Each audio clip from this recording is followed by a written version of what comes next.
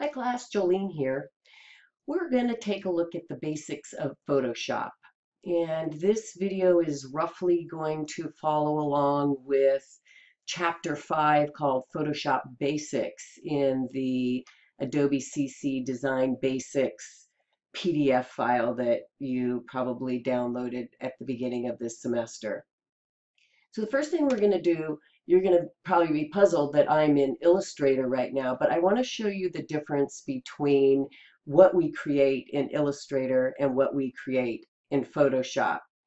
Remember, Illustrator is a vector-based program. So whatever you create in Illustrator, no matter how big you scale it, it's still going to maintain its sharp edges. So if I click on my zoom tool and zoom in on this tomato, I keep zooming and zooming, you can see I'm at more than 800% here. And that tomato is still, the edges of it are still very, very clear because it's a vector-based graphic. Now, if I go to Photoshop, we're looking at a photo I've taken of a dog. And I'm going to do the same thing. I'm going to zoom in on this image. And the more I zoom in, you can see we're at about 513%. We're starting to see little squares. Those are the pixels because an image is made up of pixels, a whole bunch of tiny, tiny pixels. Every single pixel just has one color or tone in it. I scroll back down, or if I go back, zoom back down, you can see that whole image and you can't see the pixels anymore. So that's one of the differences between Photoshop and Illustrator, probably the main difference. The other is your work, what you work on. In Illustrator, we would make a new document, and we'd have this artboard, and we could work inside or on the artboard or off the artboard, dragging things back and forth. But in Photoshop, you're working on a canvas. There's a canvas. If I show you the layers here, and right now, the only thing on that layer is this image that I opened. If I double click on this, this is unlocked, right? It's locked right now. If I unlock it and I create a new layer, that's what that canvas looks like. It's just made up of a bunch of of a grid, basically. There's that image back on there. There's nothing on that grid right now. So if I open a new blank document in Photoshop, which you don't usually do. Usually you go directly to opening a photo, but I just want to show you the difference between the space that you're working on between Illustrator and Photoshop. So I'm going to go to File and New. And you can see here in Photoshop, it gives you a bunch of choices of what kind of a file you want to open, what size you want it to be. So in this case, I'm making it 600 pixels. In Photoshop, we're going to always be working with pixels. I can change this to inches, centimeters, millimeters, but we're almost always going to be working in pixels. So I'm going to make this 600 pixels, the width and the height 600, and a resolution of 300, which means there are going to be 300 pixels per inch within this document. Notice that it's also defaults to the color mode of RGB. That stands for red, green, and blue. In Illustrator, we're working in a CMYK mode. That stands for cyan, magenta, yellow, and black. So I say create here. Now I have a blank canvas. This is called a canvas versus an artboard that we have in Illustrator. So if I go back to this document with the dog in it, if I turn this off, this is my canvas. And I can make that canvas any color I want. That's black or white, and it depends on what color you have in your color swatches over here. If we think of Photoshop as a painting program for a minute, it will help us understand some of the tools and how they're similar and somewhat different from those we found and used in Illustrator. For example, the paintbrush tool, which is right here, once we click on it, notice that the options change up here just like they did in Illustrator depending on what tool you were on. So for the paintbrush tool, we can go here and we can change the color. So if I paint with red, because that's the color I have here, I can also make changes like the size of my paintbrush, much larger. I'll make it smaller again. We can also adjust the hardness of our brush. So right now it's very hard and we're getting a nice clean line with it. But if I change it to very soft, now we get a very soft, fuzzy kind of paint from that paintbrush. If I change the opacity, that's what we get. We get only 27% of the capacity. So you can see I was painting with red here. That's because it's the color that's on top. That's the primary color. So this is another difference between Photoshop and Illustrator, where in Illustrator, the one that was on top was the fill color. The one that was on the bottom was your stroke color. In this case, these are primary and secondary colors. So if I click on black here, or if I switch this to black by clicking on the switch arrows there, now I'll be painting with black. Let me increase that opacity back up so you can see it. I'm painting with black. You can use the X key, type on the letter X, and watch what happens when I do that. That switches that background and foreground color. That's a shortcut to do that. Now the other difference is the way we select things in Photoshop. So for instance, we don't really have things to select because we haven't created anything like we did in Illustrator.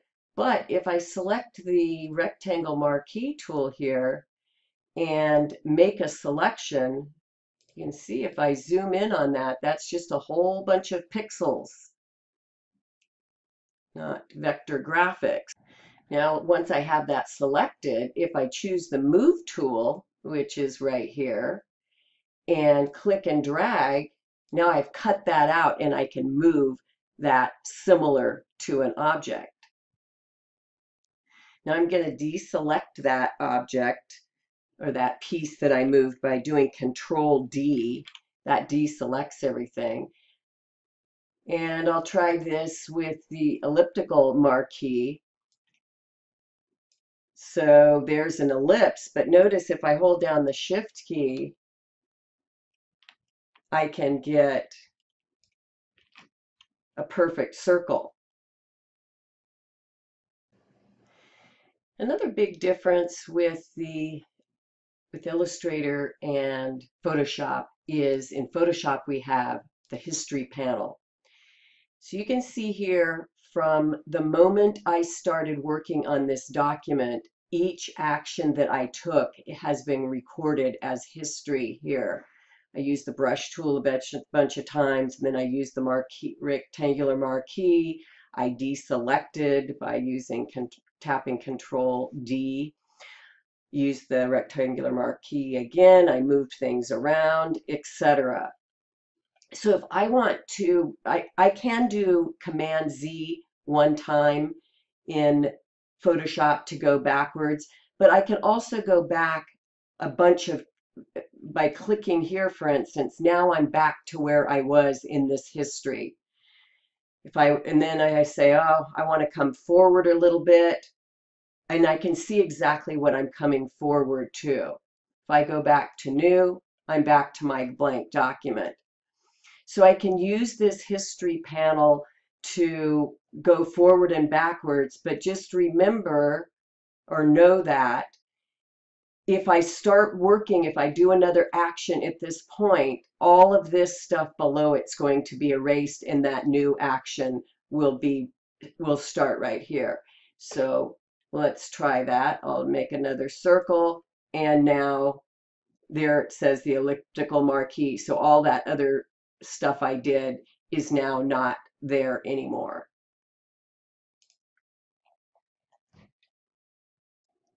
Now let's take a look at how layers work in Photoshop. We'll go back to the photo of the dog. Oh, where is it? Oh, we can't see it because I've got a black layer on top. So there's a stacking order just like there is in Illustrator. If I turn that layer off and turn this layer back on, there's the layer with the dog. If I am on this layer and I want to paint on it, I can do that, but we still can't see the dog. So I'm going to turn that layer off.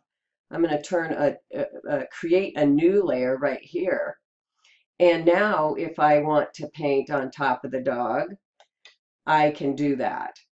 If I want, now if I turn this layer back on, notice that again, we can't see the dog, we can see the painting, but because this layer is solid black, it's on top of the image of the dog.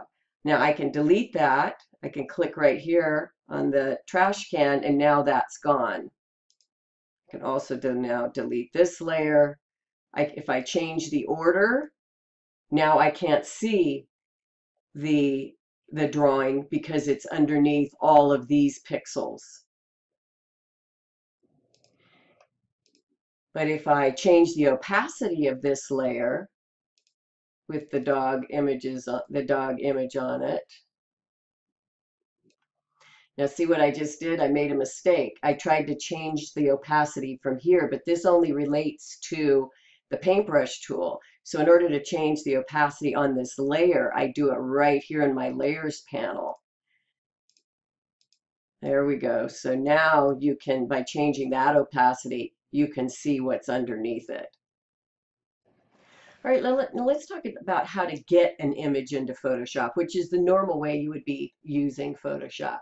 So if I go to File and Open, I'm going to go to a folder I have with some pictures of some animals in it.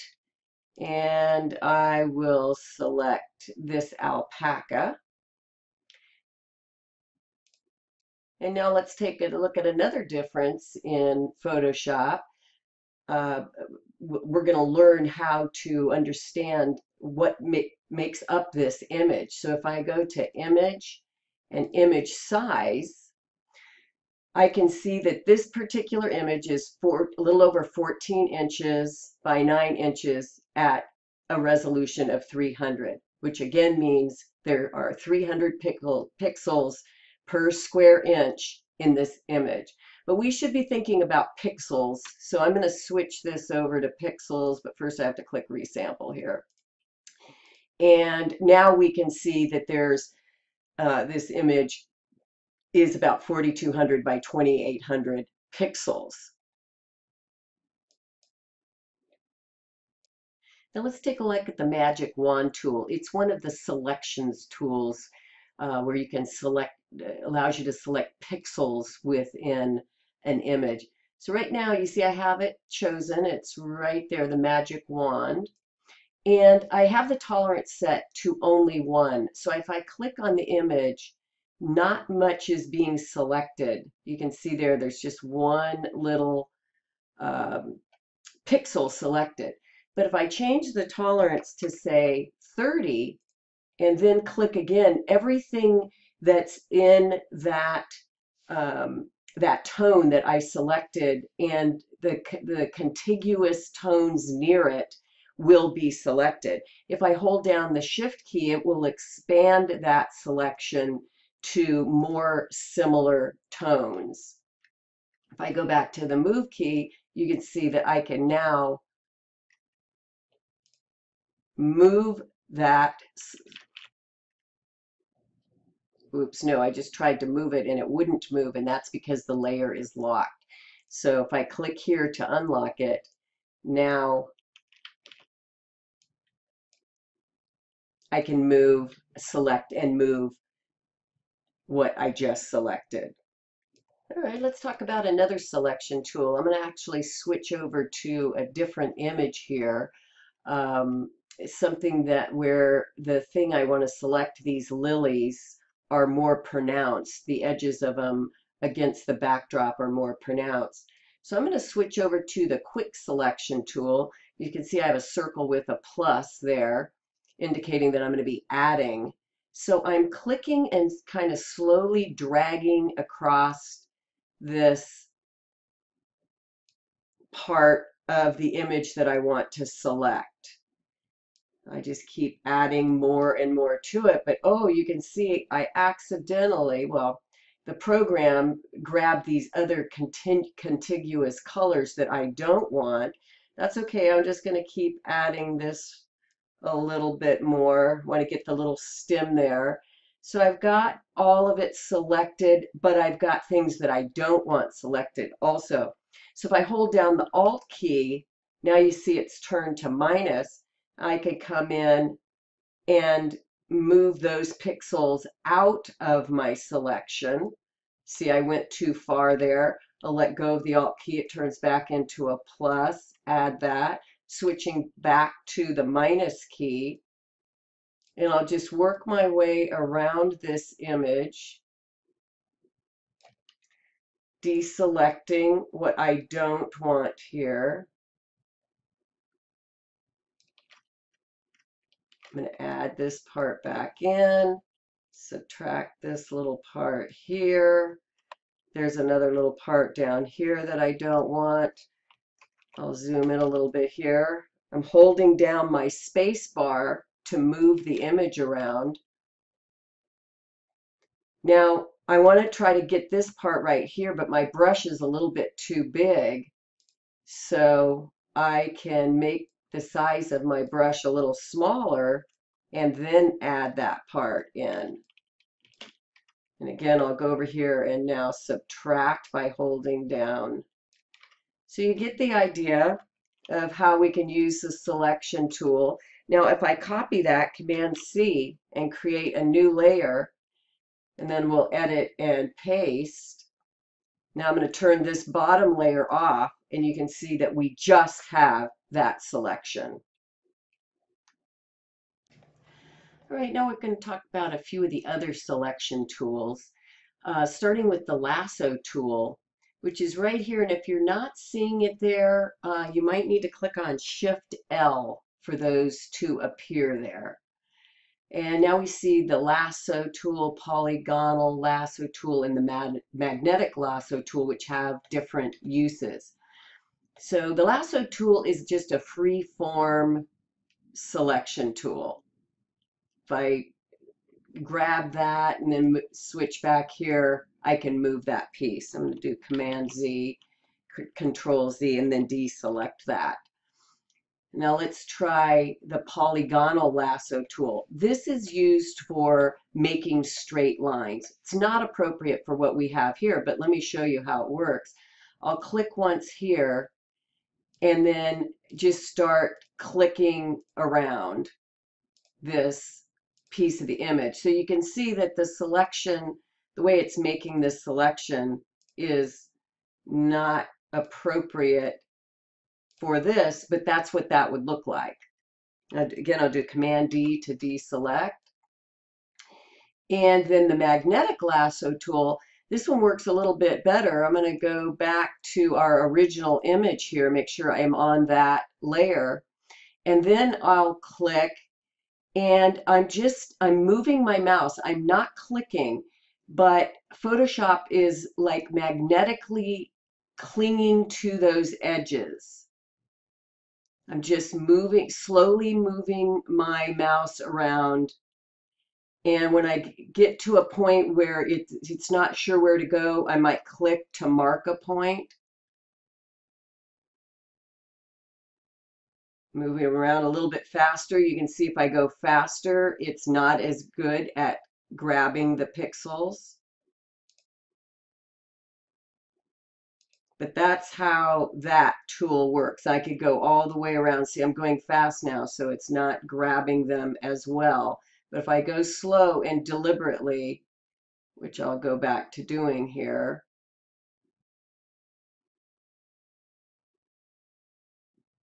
and then I'm going to click there because it's trying to grab those other pixels that I don't want. I can move around until I get back to my starting point and then click. And now if I use my move tool again, you can see that I've got that selected. Got a lot of other stuff selected in there, so it wasn't perfect, but when you're working on it seriously, you can make it come out perfect. Now, one other selection tool we're going to talk about just briefly here, because we're going to talk about it more later, but the crop tool, which is right here. So as soon as I did that, you can see that Photoshop puts a rectangle around it, and I can move that rectangle around and the image around to get a different kind of selection there. And then to set that selection, I either hit enter or I can click the check mark here, and now you can see that image is cropped to the way I just did it there. Now let's talk about the clone stamp tool. I'll switch images here. A lot of people think of the clone stamp tool, also called the rubber stamp tool, to maybe swap heads from one to the other, as you see here with Kim and Kanye.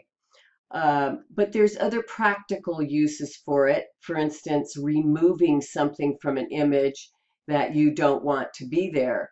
So if I switch over to the clone stamp tool here, you can see again I've got something that looks like kind of like a brush, and here are all my tools here for using the clone stamp tool. I'll move this opacity back up to 100%, and you can see I can change the size of my brush. If I increase it here, now it's really large, so I can't even see it. I'm gonna unlock this image too. I'll even I'm gonna do Control J to make a duplicate of it. So if I mess this one up, I still have this one. So there's my size and there's my hardness, which we talked about earlier. But if I click on where I want to get rid of this, so I'm going to Alt click on the part of the image that I want to clone from, which is right here. And if I move over here, I can start putting that part of the image on top of this. I'm basically replacing the pixels from this to on top of this, but you can see that I can see kind of a line there. I can see where it's happening. So I'm going to reduce the hardness here. Again, I'll clone right here and then just move across, see how that's better. And that's how the clone tool works. We're going to learn a lot more about that in later lessons. Now we can also make adjustments to the quality of our images. Let me turn that layer off and turn the original layer back on and make sure I have that layer selected. And then we can go down to right here where image adjustments menu is, and for instance click on brightness and contrast, and then that brings up a slider here. So you can see if I slide this, I can make the image a lot brighter. If I slide this one, I can increase the contrast. There's lots of, I'll close that now, and you can see that an adjustment layer has been added, and it tells me it's the brightness and contrast adjustment. I'll click back here and select something different. For instance, color balance. Now I can change the colors, which we wouldn't want to do on this, but that's how you change that. If I go back to layers, you can see another adjustment layer has been added, and it's only affecting what's below it. So if I turn this one back on, this layer that's on top of it, where I was using the clone tool, you can see that no adjustments have been added to it. But if I move this underneath, Now those adjustment layers are on top of it, and they are affecting this layer also. If I turn that color balance layer off, you can see it's no longer affecting the image. And I could delete that one, and there we go. Now it's deleted. And now just brightness and contrast is affecting the layers below it. You can turn that on and off, and that's what that looks like. All right, let's talk about sizing images. Notice up here on the file name, it's showing me that this, what I'm looking at right now, is 66.7%. If I click on Control plus sign, that makes it 100%. So what that's telling me is that if I printed this right now, this is what it would look like. If I increase that, what I'm looking at, you can see that it's starting to get pixelated. So 100%, when you're at 100%, that's what you're really going to see printed. Now there's a little more information in your Adobe CC Design Basics PDF document about resizing images and the mathematics behind it, and I'll let you take a look at that and experiment with it on your own. We're going to move to saving an image. So if you go to File and Save As, and then click right here on the file type, you're going to see that there's many ways that you can save a Photoshop document. The 2 or 3 main ways to save it are as a Photoshop document, so it gives it a PSD extension. And when you do that, it maintains all the layers. All those layers will still be there if we save it as a Photoshop document. So when you close it, the next time you open it, the layers that we saw that we've been working on will still be there. However, if you save it as a JPEG file, which is right here, I'm going to click on Save. And now I'm going to go to Bridge and open that document. There it is right there. I'll open it, and now when you see my layers, there is only that layer. Versus going back to the one that I saved as a Photoshop document, I've got the adjustment layer, I've got the layer that I use the clone tool on, and I've got my original layer. So when you're working on your assignments, always make sure when you go to File, Save As, that you make that deliberate decision about whether to save it as a Photoshop document to maintain your layers, or a JPEG, which condenses all the layers into one layer. That's really important to know the difference between those two. Now, the next thing that's described in the Adobe CC Design Basics document is how to change a file's application. And what that's talking about is whether or not when you double click on a JPEG in Finder, it automatically opens in Photoshop. Your computer may not be set up for it to work that way. So it might ask you what application you want to open it in, or it might open it in another application by default, which will be really irritating.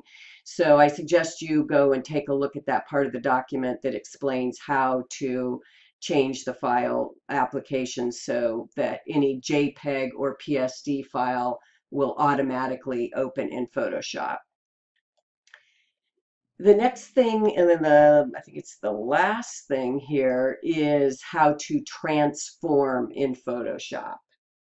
Like most things, there's a couple ways we can do that. We can go to Edit, Transform, and then Scale, and then grab the corner, and we can move this around. Notice it's distorting the image. I'm going to do Command D to, or Command Z to put it where, or Control Z to put it back where it was. If I hold down Shift and then grab the corner and transform it, it will keep it in proportion, just like it does in Illustrator.